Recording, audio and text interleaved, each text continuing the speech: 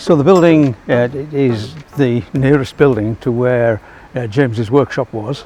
It's occupied by Skeoch Care, who kindly funded this project, and that's what led to Mark coming down to put the mural on the end wall, just generally to commemorate whatever happened with the project and a little bit of Dalbeattie history. Yeah, it's been good fun. I've enjoyed my time in Dalbeattie. Had some challenges in the beginning, trying to get the projector set up and stuff in the evening, because there's some pernickety details in the logo and in the text that I wouldn't have been able to freehand, so we had to run an extension cable from an office window. There's been a few technical issues over it, but we managed to get it done last night finally.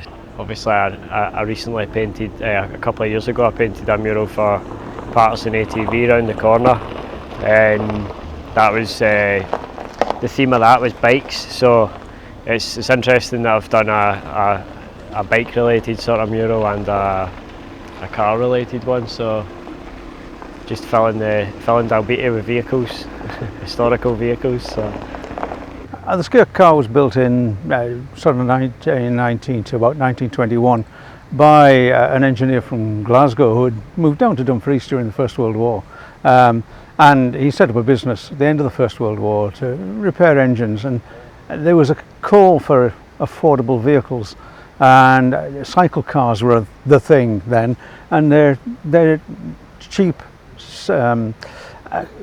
sensible cars, or uncomplicated cars made out of motorcycle parts.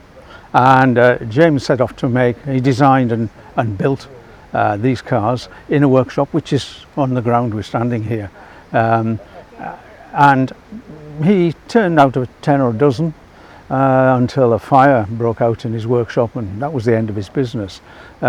He went back up to Glasgow and took up his business elsewhere, but his son inherited paperwork and drawings and designs, bits and pieces of the car, and fancied rebuilding one of his father's cars, because no one could ever remember seeing them. They disappeared very quickly, and unfortunately his son Ronald never really got round to it. His health failed and he died before he got round to it, and when James's granddaughter and James's daughter were clearing Ronald's house to sell, they found all these bits and pieces. Now they still live up in Helensburgh and Glasgow and whatever. The family weren't at that point technically involved, and they didn't want to lose that, and they felt it would be nice for posterity really, not to lose the fact that there was this car bearing their family name, Skeoch, and it was in Dalbeattie, and they'd asked all sorts of colleges, museums, a number of people whether they could take on a project to rebuild the car, as the guy's son had tried to do, and they couldn't find anyone.